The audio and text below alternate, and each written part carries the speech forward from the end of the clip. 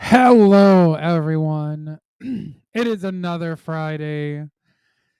God bless it. Glory be. And as you've probably seen by the title, today's subject is masculinity in ruins. And what do I mean by that? What do I mean by masculinity being in ruins? Well, people always talk about the idea of freedom.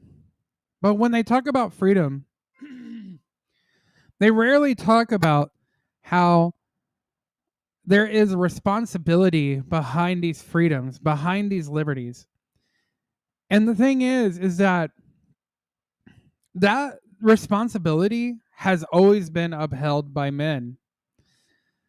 And as times have changed, the idea of being a man has become vague, misunderstood, and actually demonized to be toxic or to be something evil and shut down. But that's not the truth. Masculinity must survive just as much as femininity. Really, I think what we really have now today is a toxic femininity crisis. And because of that toxic femininity, real masculinity gets pushed down and gets suppressed. Before we go on and continue today's subject, I just want to talk a little bit, shoot the shit, and, just like update y'all about my life. Well, first of all, I have officially dropped now 21 pounds. Woo! I don't have any. I wish I had some a soundboard or something. My little microphone thing doesn't have any capabilities like that. But yeah, I lost 21 pounds. And one reason why I wanted to bring that up, because I feel like that kind of feeds into our subject today, that I took the responsibility to take control of myself, to take control of my body. And I set a goal for myself, and I'm going after that goal. I'm not making any excuses or anything like that. Look, I ate some Taco Bell today. Okay? Like I'm not lying to myself. I'm not lying about anything or anything like that. I take full responsibility. And the thing is that everything in moderation is good, right? So what I see nowadays is the fact that liberalism or this libertine attitude has grown out of control to the point to where there is no balance between the sexes. And I mean that even to the higher ideals, to the ideas of the spiritual masculine and feminine, the sacred masculine and feminine. Those things are completely out of balance now. And sure, you can make your arguments that oh, hey. Huh. Anyway, you can make your arguments that, in the past we had, of course, toxic masculinity because men were in control of everything. But the fact of the matter is that whenever men had full control, things were much better. Things were more peaceful. I'm sorry, y'all. And things were in more order. Now we have pure chaos because now the feminine energy is out of control and let loose. There needs to be a reduction in these things. And we need to get more closer to, the more traditional way of living. And this is really something that is preached about in the ideals of my order and my church, right? We truly believe in an ascetic way of life. We don't believe in shutting away the world completely. We want to express that you can be a part of the world but not of it, but still having certain ascetic ideals. Really, if I had my way, I would probably push this more closely to like an Amish way of expressing spirituality. Now that might sound frightening to some of y'all, but I don't know. That's just that's just an ideal that I've had for a long time. That we need to get back to a simpler way of life. But before we can even get to that point, I feel like there's so much that has to be done and so much that has to be said about other things. And that's why I want to get to our subject today about masculinity being in crisis. So, without further ado, let's begin that subject. So, one of the issues is men have a problem being men, especially younger men, because there's a lot of pressures going on in the world that is not only suppressing, masculinity, but is suppressing uh the idea of certain races and things of that nature. And what do I mean by that? Well, first of all, we see it more clearly whenever these people come out against white people. And I don't mean that in racial, I don't mean that to be racist. And I'm not trying to be racist at all. Actually, I'm about to convey how all the races are suffering because of this ideology. But people are coming in to attack whites. Why is that? Well, the thing is that if you hate whites, then you can hate their ancestry, and that ancestry leads you to certain ideals like the Great Enlightenment period and America, the foundation of America. But then you have ideas like of course, how the slaves, the early American slaves helped build America, and that is just as valid. That is something just as valid, and it's true. A lot of the stuff that white people created here in America couldn't be done without the slaves. We were a team. I mean, a horrible creation of a team, but that's why we got rid of slavery and things of that nature. But that's the thing. There's this ideology that is trying to destroy us any which way possible. And it's going through the route of trying to destroy masculinity because men protect innocence. Men protect all things that are holy and good in this world whenever men have strength. But I want to go more into right now some of the issues and like what are some of the things that we're trying to do to fix that. And I think this guy's post, I'm not sure, I think his name is Balaji. I think his post kind of like summarizes, what's going on and like sort of like how we can fix it. But I'm also going to point out like where I feel like there's some fallacious things going on. So without further ado, let me continue. And I'll do that by reading. I'm actually pretty sympathetic to the white American conservative. They were subject to countless slings and arrows over the last several decades, from constant insults to racial quotas. With an extraordinary escalation once wokeness really got underway in 2013. Over the course of decades, they tried all manner of parley with the left, sending many good guys like Mitt Romney, only to find their outstretched hands repeatedly thrown back in their face. So eventually, they just elected Trump. And then even Trump was constantly impeached and undermined during his first term.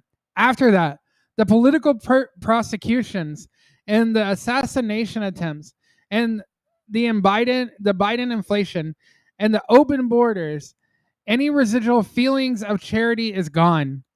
Trump voters feel forced to become meaner than they ever wanted to be. This extends down the political realm to the personal. where young American men now quickly learn that nice guys finish last in their post apocalyptic social landscape.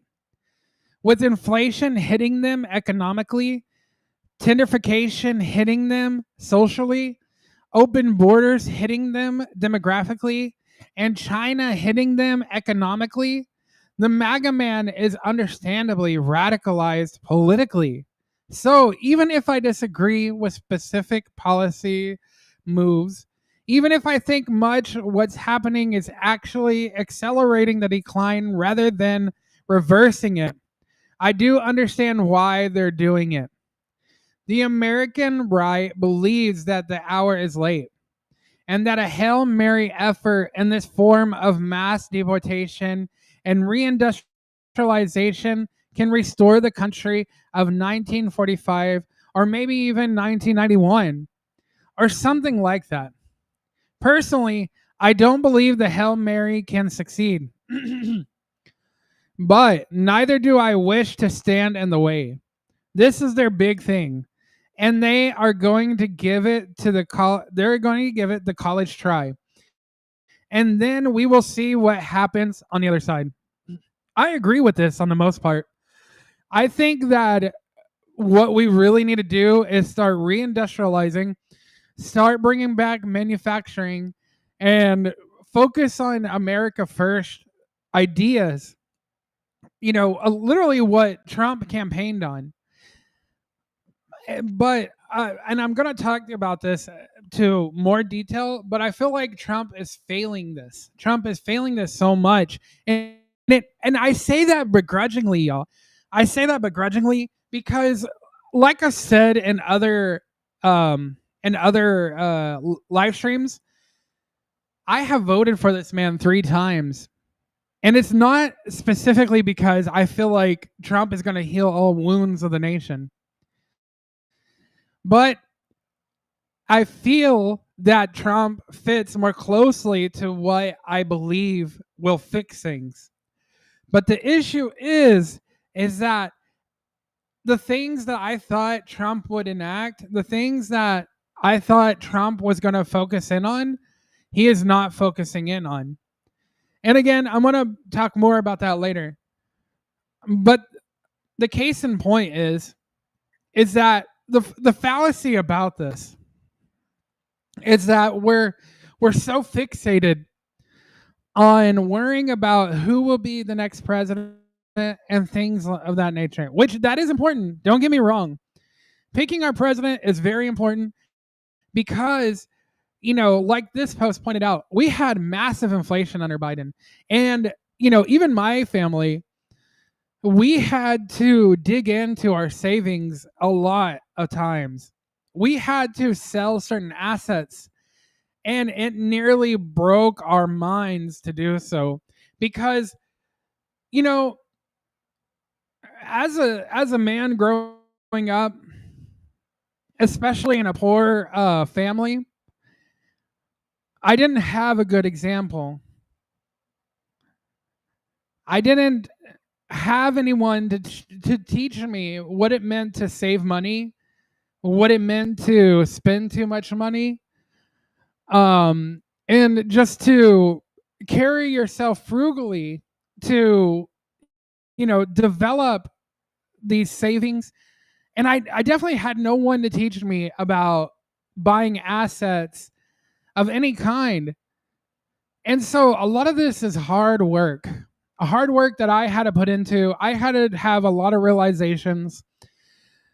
And that's one of the things is that a man reflects on himself. A man looks within himself. A man knows himself. And that's one of the big keys, whether you're a man or a woman, really. But it is key for a man to know himself. He must know himself, and he must realize that if he has certain shortcomings, he needs to work on those shortcomings. If he has certain strengths, he needs to play into these strengths. With that said, I had to do that kind of review on myself. And that's why it hurt so much to sell these assets and to dig into my savings. any savings that I had, because I worked damn hard for that. My husband worked damn hard for that. We worked hard for that shit. And to, be pulled down to, sell these things. Of course, like, these things we put in place because, rainy days happen. But it hurts to know that it's because the government makes the wrong decision. So with that said, yeah, it's really important who becomes president, and review, being sure that you pick the right person is important. Don't get me wrong there. But what's most important is that you learn yourself, that you learn your strengths and your weaknesses as a man. And then you work on these things. You play on the strengths, you work on the weaknesses. Because without this, you will suffer. You will suffer greatly. And as this post highlights, there is a lot of things that young men are going through. There's a lot of things that my generation went through and is going through. As a millennial, I like to call myself as a millennial because, like, I don't really like, vibe with a lot of these wokey millennials. But as a millennial, as a millennial, we went through a lot of things. Okay, like, one of my darkest memories. Well, I don't want to say darkest because, like, I had personal things going on in my life. But one of the darker moments in our history that I remember very vividly is 9/11. I'm sure you Gen Z and Gen Alpha kids are going to make fun of me for bringing up 9/11 because, all your memes and bullshit. But that was something that really affected us. When we saw that America could actually be attacked, we didn't realize that could happen. I mean, like, I'm sure y'all realize that now, but that's because y'all have the future knowledge of 9/11. Y'all have a certain knowledge about other things that, make someone realize, like, oh, we're actually pretty fucking vulnerable. But my point being is that we went through our struggles too, because we had also the financial crisis, which my family was already poor, but man, let me tell you what, when that financial crisis hit, we were literally on, like, pretty much on the streets. And we had to, well, my parents had to beg family members to let us stay with them. And it was hard. It was harsh. And I remember going through that, like, really built some character in me. Realizing how vulnerable life can be, especially when you're not preparing for certain things, is one of the reasons why I had to do the review on myself and realize, like, I need to save and get assets and things of that nature. So, yeah, these struggles mean something, and they do things to you. Like I said, I don't have a home. I don't have a house. I only have an apartment. I'm sure that's like most people's case, to be honest, nowadays. And, like, that's a problem. That's frankly a problem. And, like, people are used to that, and they shouldn't be used to that. And this is one of the things that gives men apathy. Besides this, like, list of things this man gave us just now. But the apathy can come from other places too, and it's like going through these historical things that you have no control over. But the fact of the matter is that we have to continue on as men, and we can't be afraid to do the hard things, no matter what. Sure, I get it. There's almost no reason to work because you don't make enough money while working for it to even matter. Sometimes, for some people, that's like a majority of the case of Gen Z men right now, and I think that's horrifying. But there's something that I saw Brian Johnson say that really hit me, and, like, it's something that I kind of told myself as well. And not really specifically this in general, because, like, I can't make babies because, I have a husband, you know, how biology works.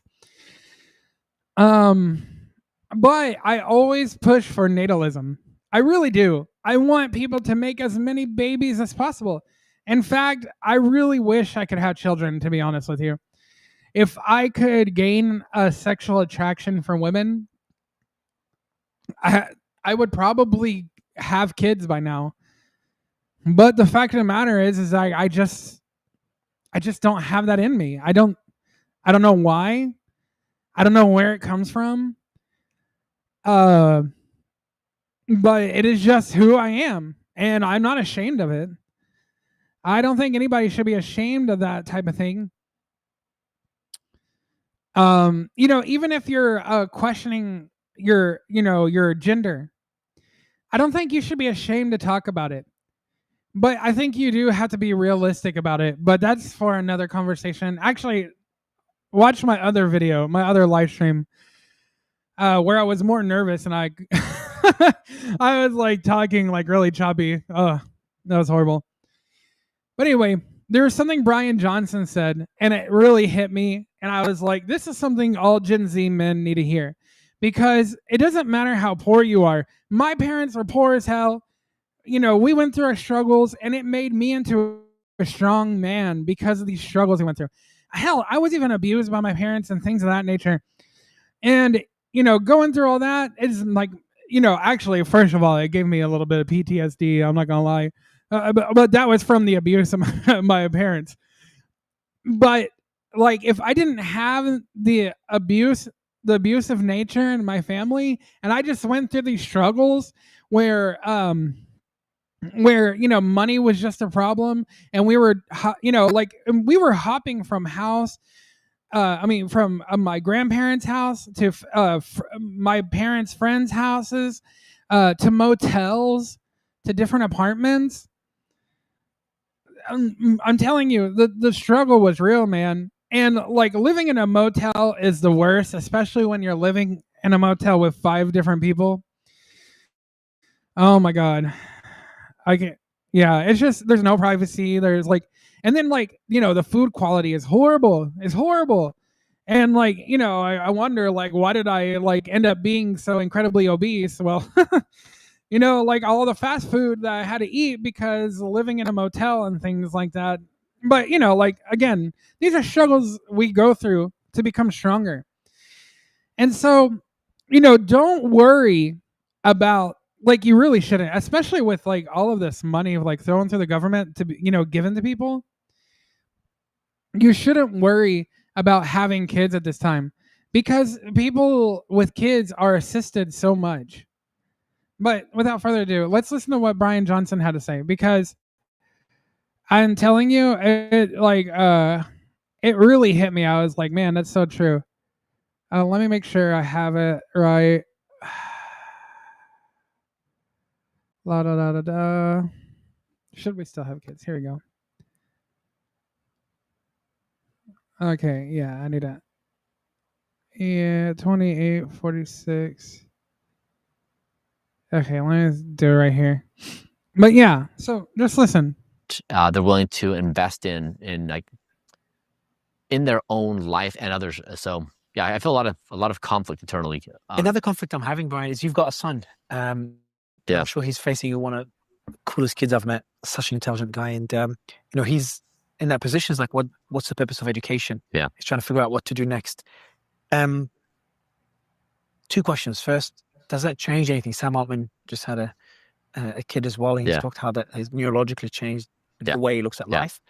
So I'm in that debate. Is like, is it a good idea to have kids when the future is so unknown and putting the kids in that world that I don't even understand? Yeah. Versus the general theories like having kids changing the meaning of life, etc. Yeah. Where do you stand on that? Yeah, I mean, like life must carry on. So like I think it's a good idea to have children. It's a good idea to build your family. It's a good idea to build friendships. Like I feel these things remain constants. That none of the scenarios eliminate those. So I think those are solid. path. For me, it's just like another person that I have to worry about in this world. Like I've already got enough people that are close to me, business and personal, that I have to worry about on a daily basis. And then adding another one's going to be probably closer to me than almost all of them. Yeah. It's just a tough thing to decide. I don't know. Yeah, I hear you. Like all the rules of life are changing. That's the thing. Yeah. Like everything you considered as normal, a purpose in work. You know, I'm reading Sapiens for the second time. Yeah. Because I want to change the way I look at humanity as a whole, to see how we were a few thousand years ago. And something's like, and you talk about this as well, like the next few years, the amount of evolution we're going to see in the next 5-10 years is equal to what the last 1,000 years. Mm-hmm. So that means where we will be is impossible to comprehend. Yeah. And all the rules we consider a given have changed. Yeah. Except the one rule that I know this probably, I'll say it on your behalf, the one rule of not dying existed thousands of years ago, exists across all species on this planet that I'm aware of, and will continue to exist moving forward. Yeah. I want to, on the last point there, I want to see like a private data capture of people's psychological states where they're actually they're not expressing opinion. So yeah, I mean, he didn't really get to say much because the guy that was interviewing him kind of interjected. But Brian Johnson is right. We must continue as a species, and you know, you can't like sit there and fixate like the problems you're gonna have as being a father. You can't do that, because the issue is that you are already going to be much better at being a father if you're already thinking that you're going to be a horrible father. I know that sounds kind of contradicting, but it's the fact that you have such an awareness of yourself, that you have such an awareness of how you were treated as a kid and like what you did not like. You're going to have a better go at it than your parents. This is the way of how it's always been. You know, our grandfathers took the brunt of the abuse of the world for your father. Your father took on the brunt of the abuse of the world for you, and then you will take on that, you know, that harsh nature of the world to ensure that your child grows to be someone that is good and amazing. And if you're one of these men that are like watching this and you watch my things on Wednesdays and you're there for the Sunday mass, you are already trying to find a way to be a good man in this world that is so dark and tries to make you feel bad for being who you are as a man. That's commendable. That's very commendable. And you should be proud of yourself in that way. We have to look at the struggles our forefathers went through. And, you know, it might be cheesy to look at to look at war movies and be like, oh yeah, that's a real man. But this is the thing. And this one specifically is about Desmond Doss. I don't know if you heard of Desmond Doss, but Desmond Doss was this man who saved over 75 men in World War II without a gun or anything to his side, because he believed his principles were such that he couldn't pick up a gun and that he would not take a life. He was a Seventh-day Adventist and, you know, really, you know, held true to the 10 Commandments and believed that if he were to take a life, he would go to hell. And so he made it his mission to become a medic in World War II, not having a gun or anything, not being able to protect himself. And he went through and saved 75 men. God, that is incredible. And that's the kind of thing that you have to understand as a man, that whenever it comes to being a man, It's not about you anymore. It's not about your struggles anymore.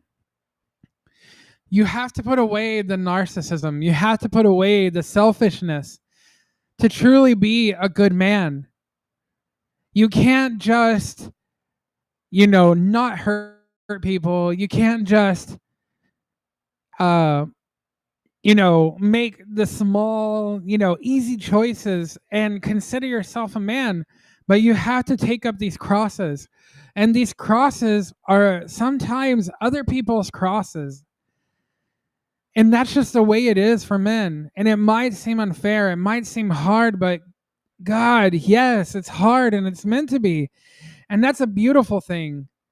That's a struggle we must take up. And sure, there's very little incentive to do it.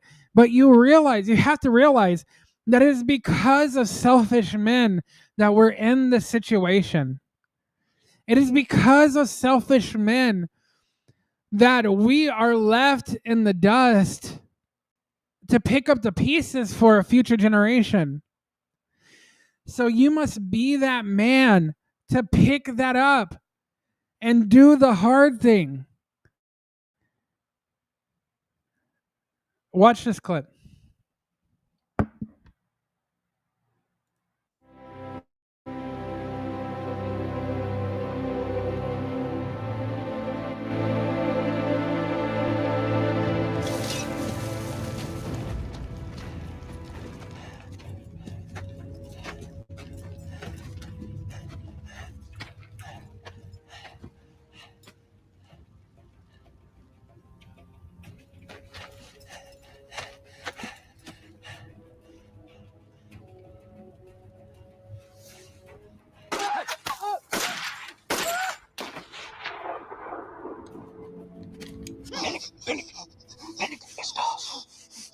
Be quiet. Be quiet. I got you. Are you in? Yeah. I can't see. Be quiet. Just be quiet. Hold still now. I got you. Hold tight. There you go. Try now. I thought it was blind. Keep it down. Can you walk? Hello. We gotta get out of here. Okay. Come on.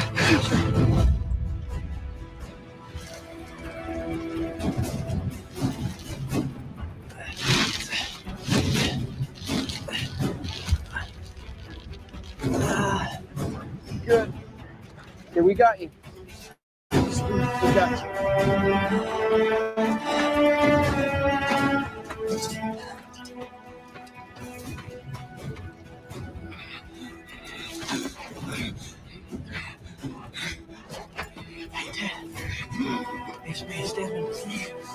I'll fix you up. Hey, you ready to get out of here? I sure am.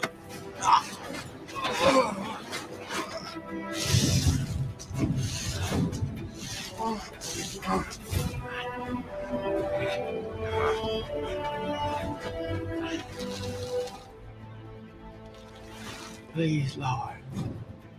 Help me get one more.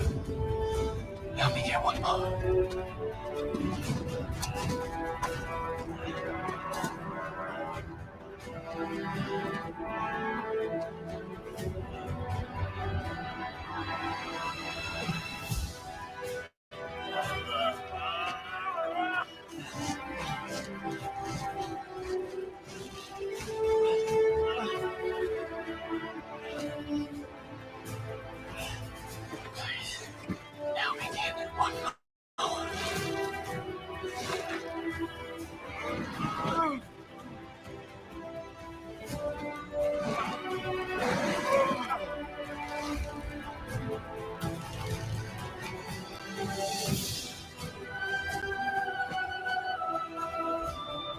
One more. Help me get one more.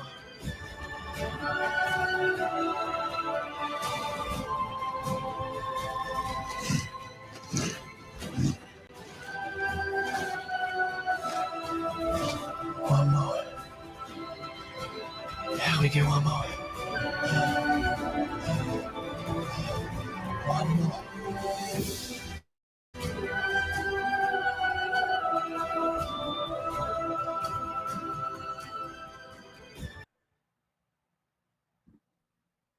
here in this clip, we see this actor playing Desmond Doss again. And you hear him say, "Let me get one more, please, Lord. Let me get one more." This is what it means to be a man. Because the thing is that a lot of times men don't have anyone else to lean on. You know? Some of us don't have friends. Some of us will be in situations where we won't have friends with us whenever it gets really hard. And so it's only going to be God there for you. It's only going to be God there for you to lean on. And this is the thing about being a real man, that you must trust in God. That you will not come fully into your manhood. You won't even truly see the importance of your manhood unless you have God in your life. And this is just the truth. To deny who you are as a man, to deny that you have an importance and that God has put you here for a reason, to deny all that is to deny everything. And so if you're feeling hopeless in your manhood, if you're feeling hopeless with all these challenges coming your way, you have to know, lean on God. Lean on the Father, the invisible Father. Lean on Jesus. Lean on Mary Magdalene. Lean on all the Holy Spirits within heaven and the pleroma. This is just a fact of life. And you will never find true pleasure in life, true meaning and sufficiency until you give in to that idea. Because man was never meant to do any of these things alone, but he is meant to do it with God and the Holy Spirit. And like this clip just like highlights it so well. You know, like I said, sometimes the crosses that you have to bear are not your own. It's other people's crosses. This man literally picked people up when, you know, and when he had no weapons himself, he survived this. And he survived with the grace of God. He survived because he gave up all of that selfishness and put it to the side and said, "I'm here for a mission." I've done that for myself. I'm here for a mission. I know this. You can do that for yourself too, but you have to give in and let God do his work. Before we move on to the next clip, I want to highlight it with a Bible verse. And this is from the book of Joshua. And it says, "Have I not commanded you? Be strong and of good courage. Be not frightened, neither be dismayed. For the Lord your God is with you wherever you go." So this is not just something I said, but this is a promise made to us.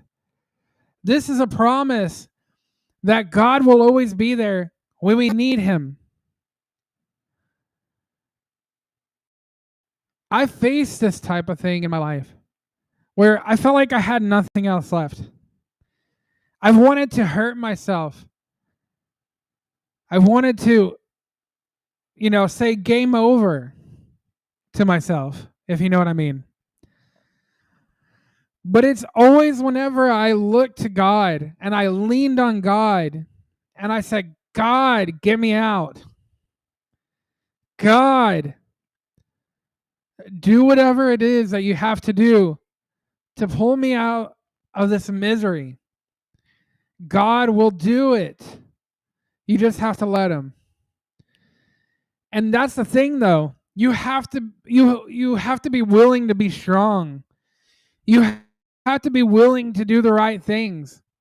And God will save you because you're meant to do something amazing. I saw that in Donald Trump. Not to take this to a political place, but I'm telling you, that is such a good example. That when, Donald Trump, his life was almost ended through an assassination attempt. And he was saved because of the fact that God wanted to save him for something else. God wanted, hold on, y'all. I see my camera blinking. I'm trying to figure out why. Oh, okay, I don't know why. But God wanted to save him for something great. The thing is that sometimes when God saves us, we don't live up to that great big thing, to that amazing thing.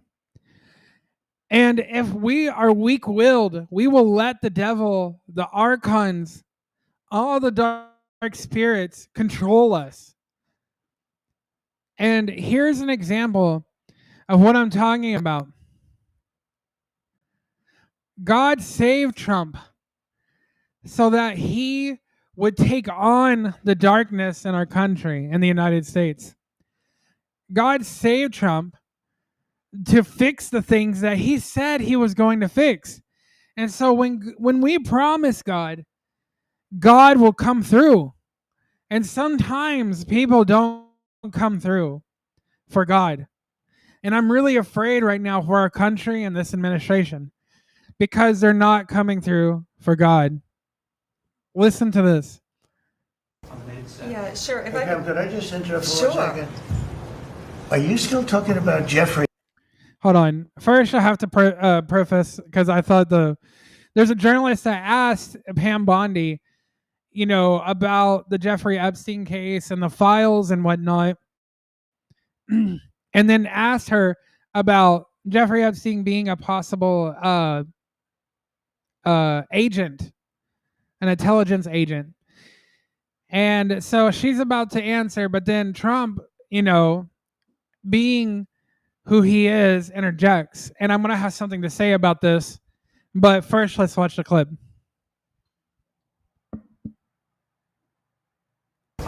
Yeah, sure. Pam, could I just interrupt for Sure. 1 second? Are you still talking about Jeffrey Epstein? This guy's been talked about for years. You're asking, we have Texas, we have this, we have all of the things.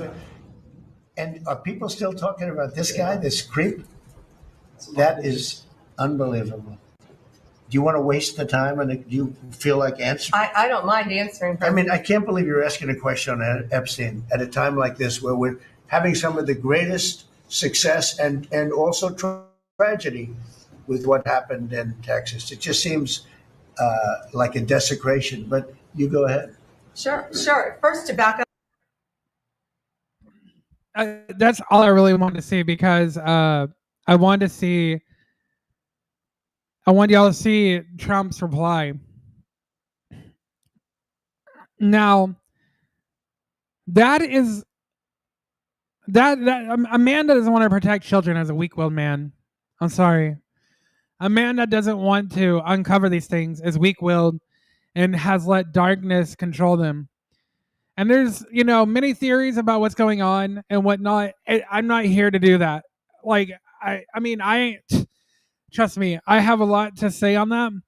But for the sake of what I want to talk about, that is not what I'm going to talk about. Trump has let his ego take over. Trump has let the darkest parts of himself take over. This is not the sign of a strong man. How he's acting right now, sure, it seems like strength. It seems like he's being powerful and whatnot.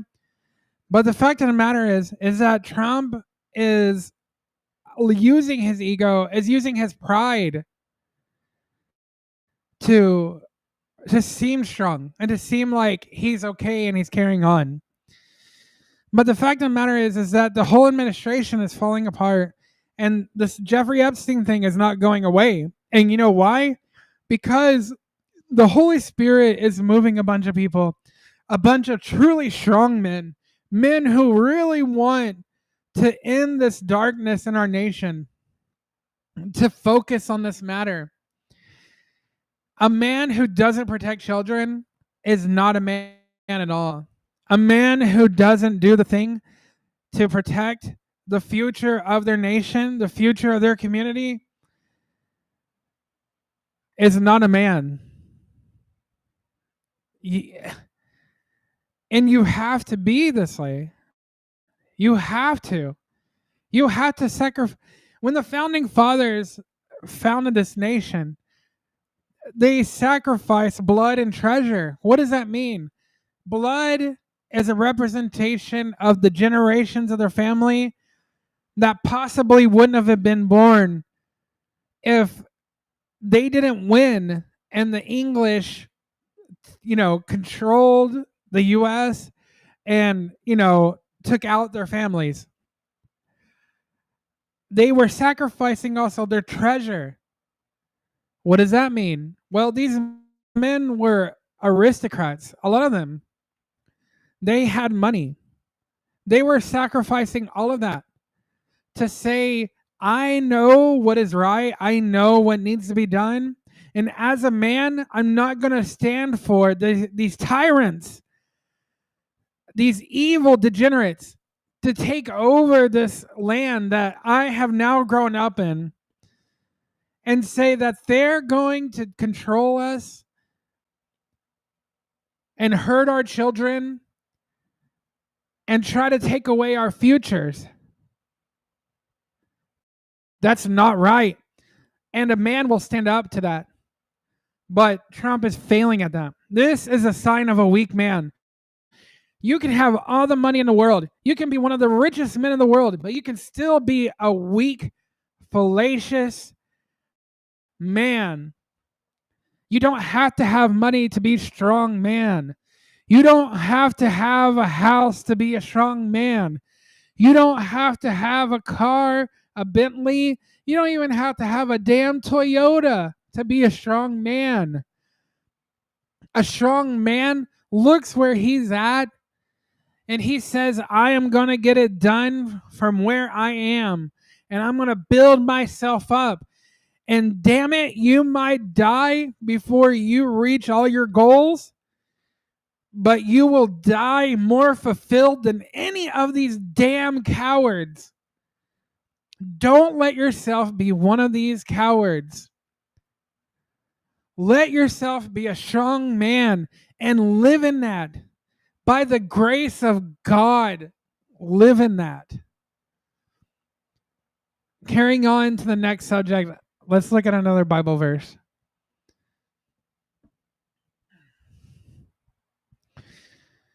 It's 1 Corinthians chapter 16, verse 13 through 14. Be watchful, stand firm in your faith. Be courageous, be strong. Let all that you do be done in love. A man does everything in love. A man does everything not because he's angry or he's pissed off. Sure, that might motivate the man to do many great things, to finally, go off that ledge, not saying jump or anything, but to go off that ledge of cowardice and finally say, I'm not going to put up with it anymore. It is all done out of love. We do these things because we love the children of the nation. We do these things because we love our children. We do these things because of the love we have for everyone around us. It is a selfishness. It is a weakness to not do these things. And it means that you are deficient in love. It means nothing else than that. And I'm telling you that here and now. because it is love that makes us do these things. If you didn't have love, then there would be no reason or want to do these things. And God is love. God is that love. You have to cultivate that love. It's so hard to find a reason why. You might be listening to these things and being like, well, what is the purpose of all this? And it is because of love. It is because that you look outside yourself and say, damn it, I love all these people. Even that asshole neighbor, that weird cat lady, I don't want her hurt. I don't want, my neighbor's kids hurt. Any of these things. I love people. I love my community. You should too. And that love is found within yourself. Love yourself. And the only way to do that is to be in contact with God. Be one with God. So to even get into the arena of life, one must have love. And speaking of being that man in the arena, let's look at what Teddy Roosevelt wrote and what he said about being a man and contending with the challenges of life. Because this is so, so important.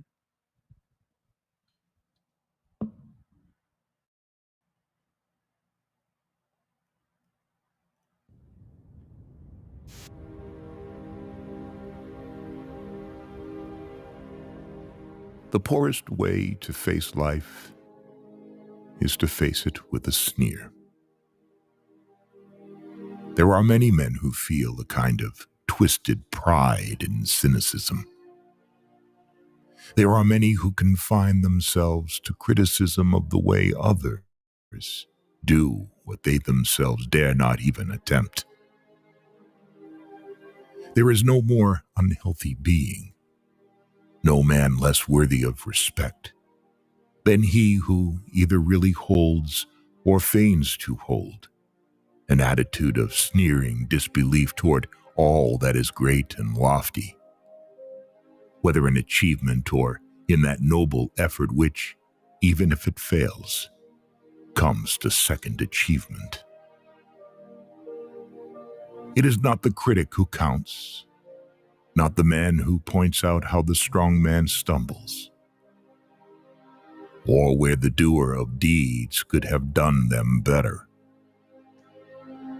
The credit belongs to the man who is actually in the arena, whose face is marred by dust and sweat and blood, who strives valiantly, who errs, who comes short again and again, because there is no effort without error and shortcoming, but who does actually strive to do the deeds, who knows great enthusiasms, the great devotions, who spends himself in a worthy cause, who, at the best, knows in the end the triumph of high achievement, and who, at the worst, if he fails, at least fails while daring greatly, so that his place shall never be with those cold and timid souls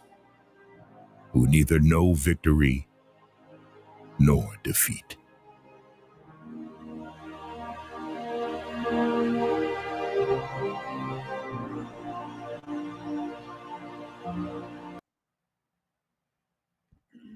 And this is exactly why you need love.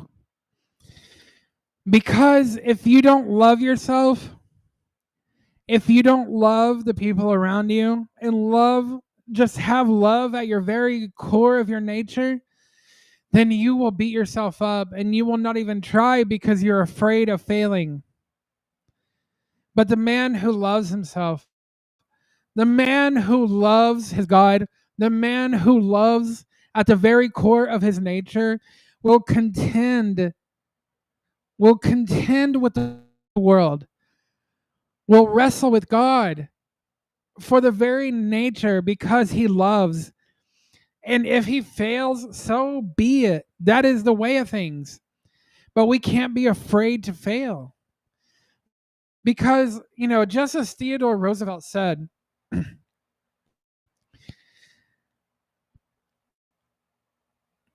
it's better to be a failure than to never have tried at all.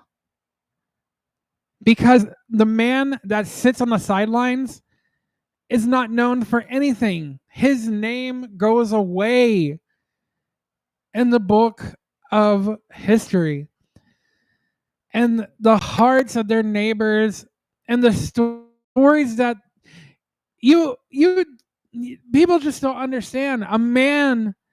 Men touch people in ways that they don't realize that they touch people. Your name will be written on hearts of people for generations because you decided to act instead of sitting on the sidelines. And your name will be remembered. It's much better to be remembered than to just become the dust of the ground for no reason.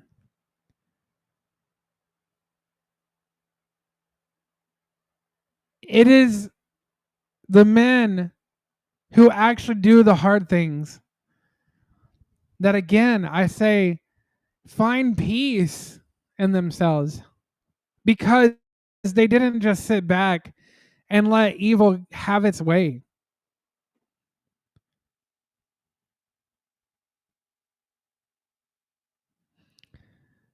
The book of Micah, chapter 6, verse 8. He has showed you, O man, what is good, and what does the Lord require of you, but to do justice, and to love kindness, and to walk humbly with your God? That is a question, because it is asking you, will you do these things? Will you seek justice? Will you work to find humility? Will you strive to love kindness whenever the world has been bitter and has bitten you? There's so many reasons why I could hate life. There's so many reasons why I could say, screw this channel, screw doing any of this, screw going to work. I'm just going to sit on my ass and do nothing. I could give in to that. And I could let people work for me. And I could just eat and get fat, be lazy, whatever. But I would not be able to live with myself. How could anyone live with himself?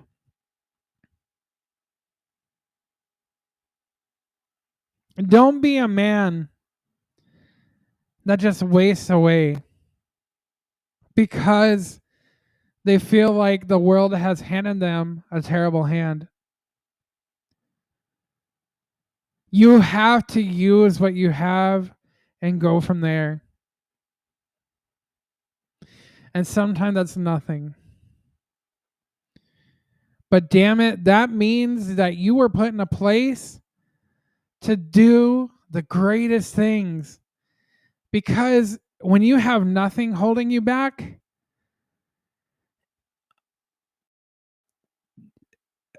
the world is your limit.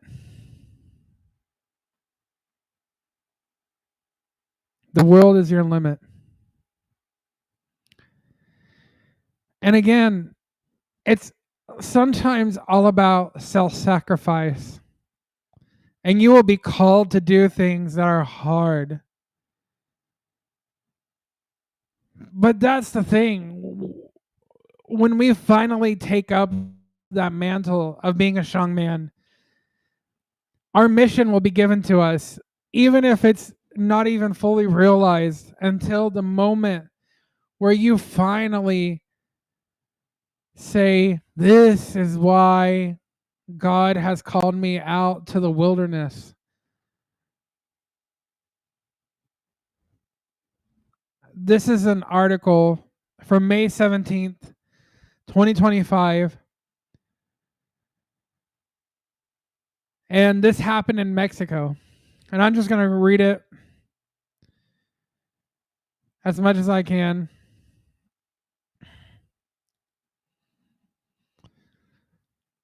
Heroic man falls to his ending after having fellow passengers from hot air balloon fire. Oh, after saving, sorry. Let me reread that. Heroic man falls to his end after saving fellow passengers from hot air balloon fire. A man has passed in Zacatecas, Mexico, after he plunged to his death, his ending. Sorry, YouTube. When he became entangled in a rope beneath a hot air balloon that had caught fire. Hot air balloons may be fun in theory, but they can be scary and sometimes deadly.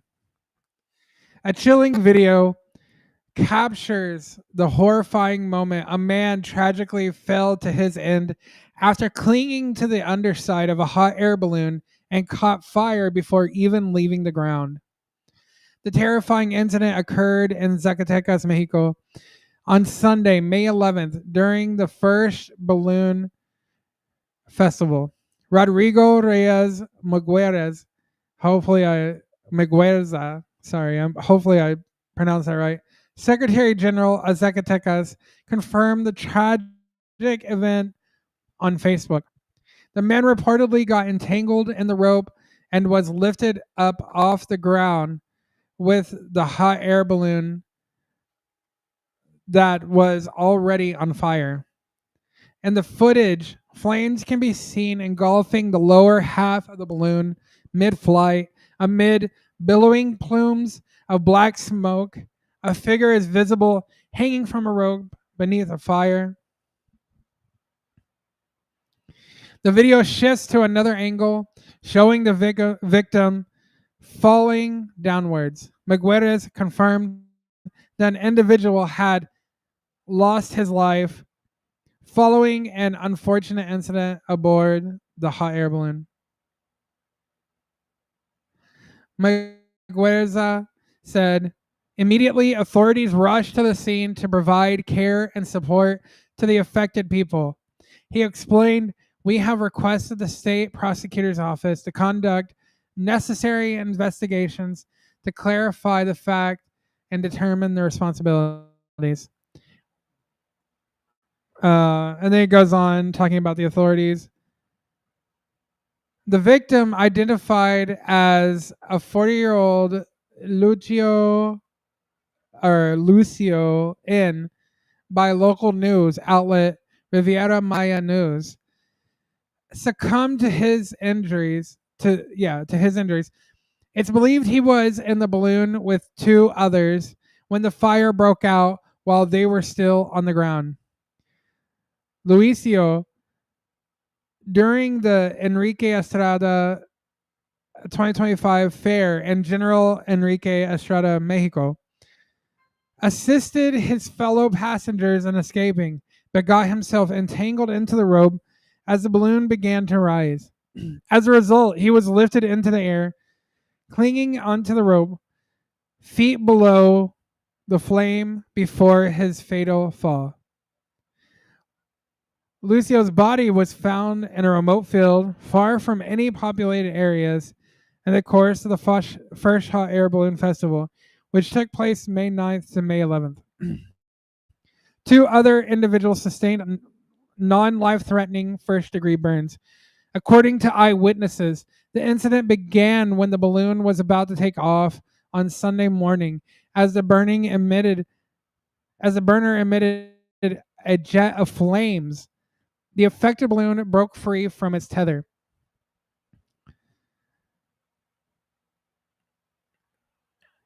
And, the video of the tragic event quickly went viral on social media, with many users praising Luisio for his heroic actions. This man is a hero. That being said, I don't go into hot air balloons for a reason. That's a stupid comment, to be honest. Yada, yada, yada. Heartbreaking. No, let me read this. A different user added, heartbreaking. His final act was one of courage and sacrifice. May he rest in peace.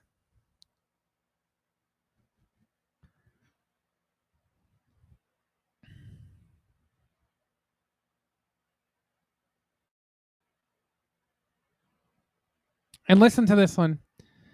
A third user wrote, what a tragic and heroic story.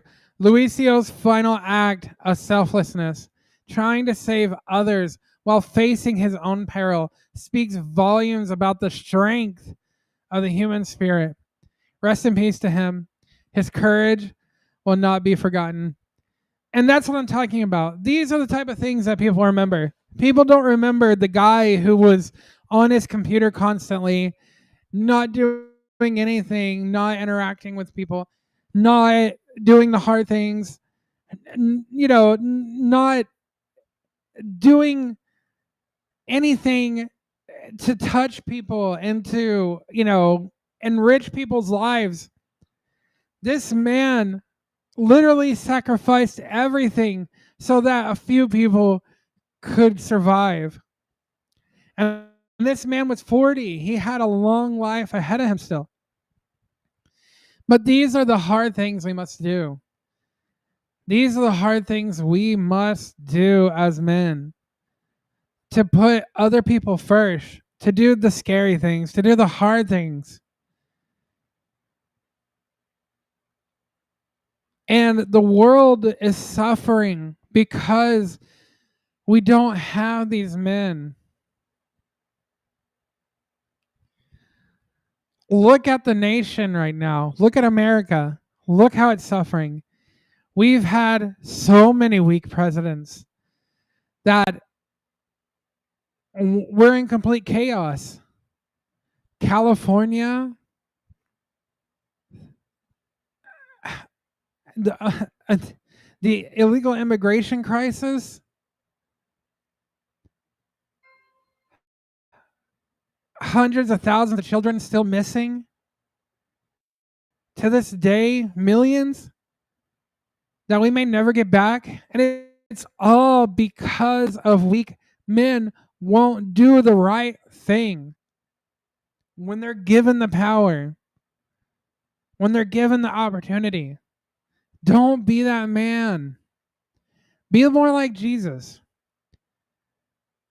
Sure, Jesus was God and the Son of God and was empowered with literal supernatural power, but he was also a man who didn't take advantage of that power to do his will.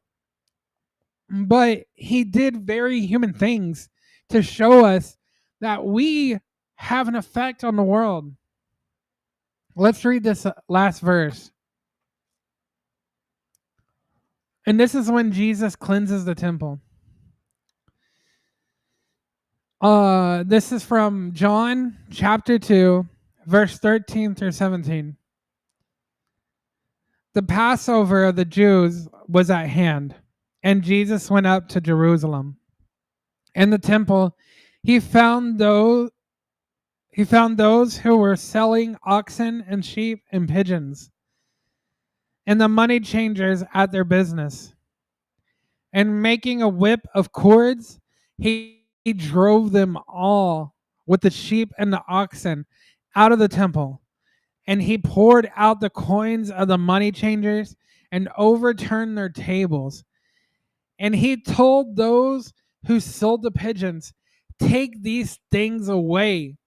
You shall not make my Father's house a house of trade. His disciples remembered that it was written, zeal for thy house will consume me.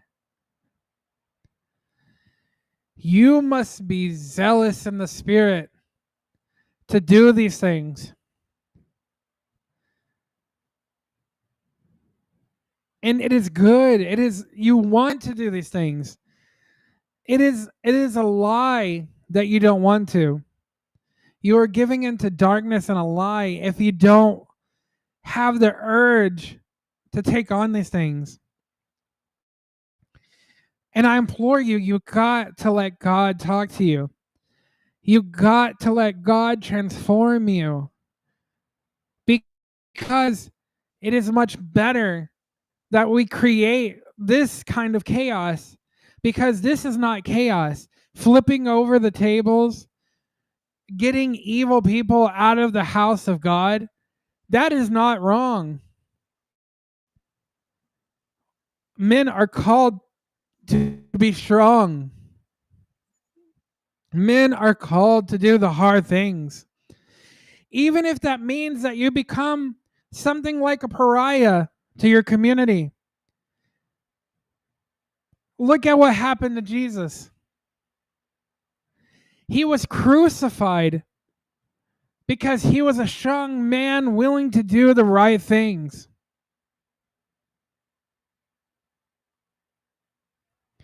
And look at the Republican men in Congress.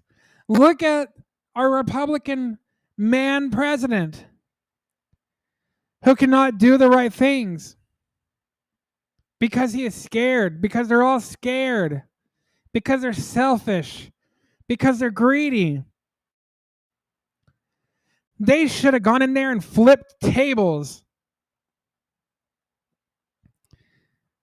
They should have gone in there and let loose the Holy Spirit on these people.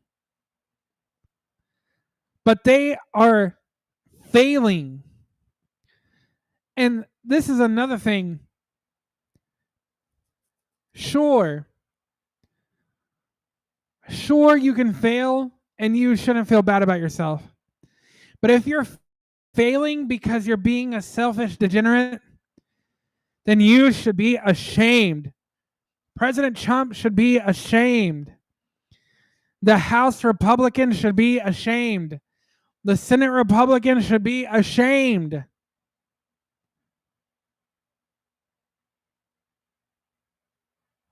They are the men that we have called on to do the right things, but they are too evil to do them. Don't be like that. And I wanted to find a clip of Jesus flipping the tables, but I couldn't. So I found the second best thing. And this is Jesus confronting the Pharisees. And if you know anything about the Bible, of course, the Pharisees were the temple authorities. They were the Hebrew elite that had power over the temple. And for Jesus to confront them in this way was something revolutionary. This is where we get the idea that there is no king above us, no king to hold us down except for Jesus Christ himself. And I'm not saying that because of the stupid leftist protest, but I'm saying that in general. We have our own sovereignty because the Lord has given it to us. The Holy Spirit gives it to us. And we must utilize this sovereignty the right way. We must be strong men and do the hard things. Watch this clip. You Pharisees, you cleanse the outside of a cup and the dish, and then you eat and drink food that goes into a body that inside is full of greed and wickedness. You fools! Did not he who made the outside make the inside also? But give as alms those things that are within. Behold, everything is clean for you. Are you saying giving alms is more important than being ritually clean? I'm saying that your obsession with what is clean and unclean goes farther than God intended and does no good for anybody But Joseph... We tithe everything so the poor can benefit, down to the smallest plants grown in our gardens. And to that I say, woe to you Pharisees! You tithe mint and dill and cumin, measuring carefully the last speck, while neglecting what is actually important of the law. Justice and mercy and faithfulness. You blind guides, straining out a gnat while swallowing a camel. Look at these people. What have you done to help them? We have taught them how to observe God's perfect law, while you actively defy and break and encourage others to deviate from it. All of you! This man is dangerous. He's leading you astray. His words bring hope and healing. His words are blasphemous, Then heretical. I say, woe to you, Pharisees, for you love the best seat in the synagogues and greetings in the marketplaces. Take it back. Right now. Recant your insulting words. Oh, I am just getting started.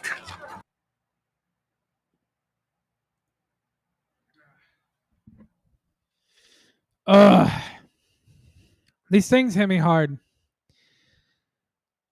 You know, I am a sensitive man. I feel the Holy Spirit very strongly. And that's why I have become who I am. And that's why I do what I do. Because I feel that calling from the Holy Spirit. And,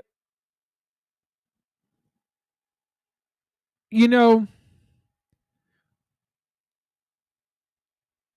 as a sensitive man, I watch that. And I just want to cry. It's very hard for me to sit here and talk about this and not come to tears. Right now, I have tears welling in my eyes, and it's hard for me to speak. And it's because there is so much beauty in this idea and these words of Christ portrayed through these actors.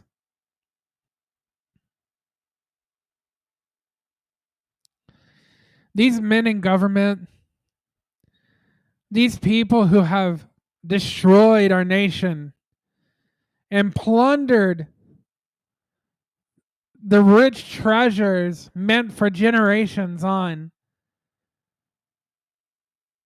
are Pharisees, are selfish, wicked men.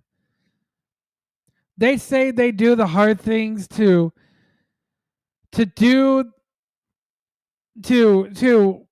hold the nation together, to keep people in line and things of that nature, but they are liars.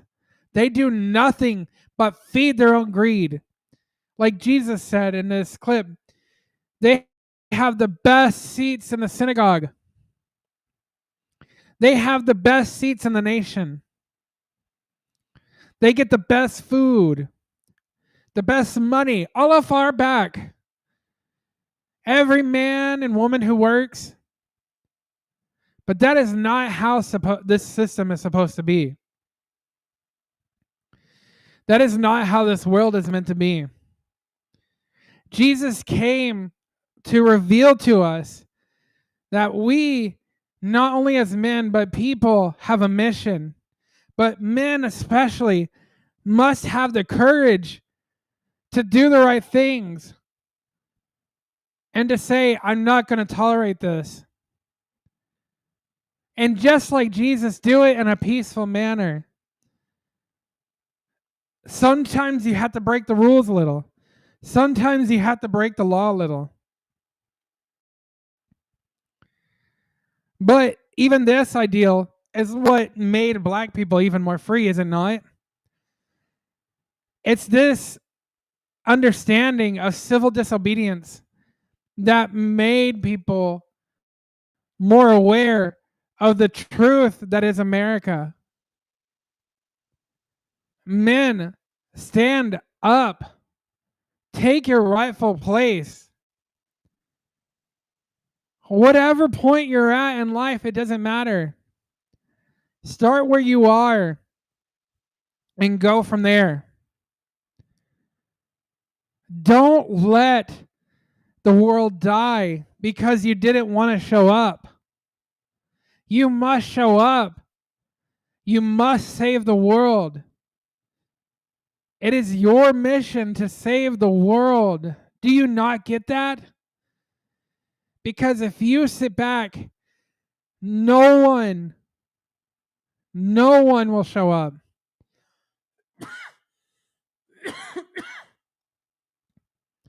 No one will be there to do the hard things.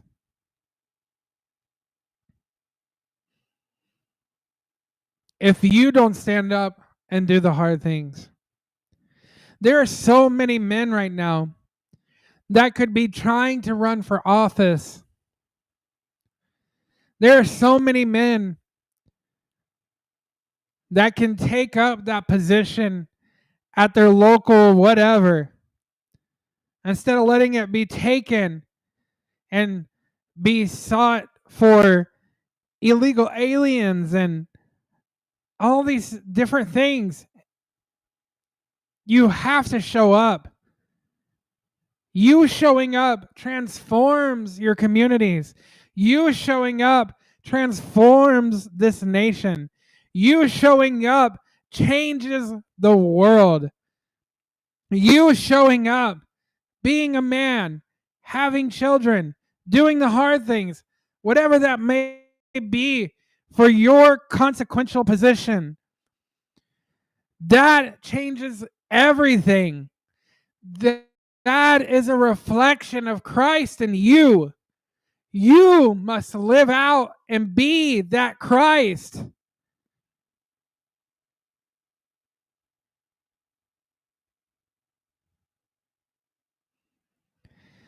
You must.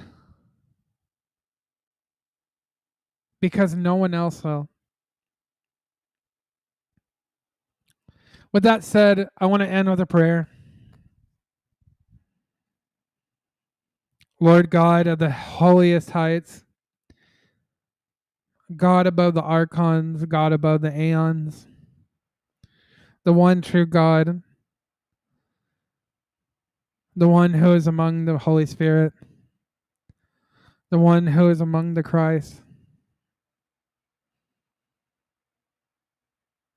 God, reach into the heart of every man who has watched this. Reach into the heart of every woman who has watched this to influence the men around them to be strong, to not give up, to have the courage to do the hard things, Lord. May they feel your love. May their hearts be broken to get rid of that bitterness, that darkness that consumes them, God. May Jesus Christ shine in them. May the Holy Spirit shine in them. May Mary Magdalene shine in them. Lord my God, you are the God of the prophets. You are the God of all the good and holy things. Lord, let your light shine through them. Lord, do your work, for your work is always good. May you strengthen me, Lord, to be better than what I already am. Help me get through the darkness, God. I am not perfect. I know this. God, reveal to all of us now, here in our lives, our mission, our purpose, and our truth. Let us not abandon the generations to come to the same darkness that we have been left with.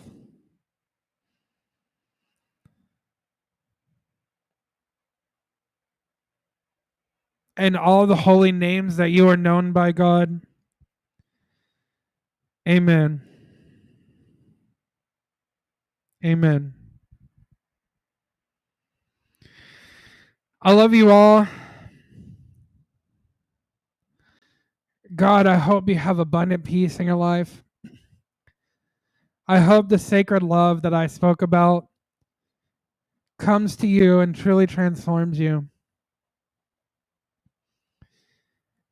If you feel inspired to do so, share my videos. Check out my link tree. Get in contact with me to be a part of the Mystical Order of the Nazarene. Join us every Sunday for Mass. Follow me on X. Let's build this community. I can't do it alone. No one man can do it alone. So let's do it together. Let's work together. Let's meet each other wherever we're at. I love y'all so much. I love doing this. And I wouldn't have it any other way. May God bless you all. Have a good night. See you Sunday.